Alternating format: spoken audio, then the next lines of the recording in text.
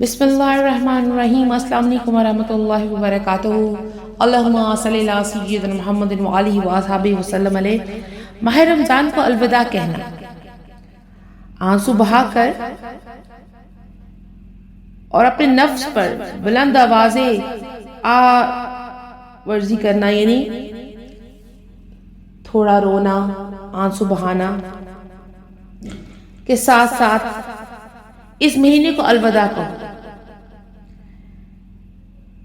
اس لیے کہ کتنے ہی روزے دار ہیں جو آئندہ کبھی روزہ نہیں رکھیں گے۔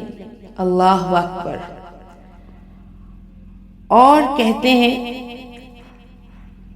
اور کتنے ہی ہیں جو رات کو عبادات نہیں کر پائیں گے آئندہ آنے والی عبادات میں۔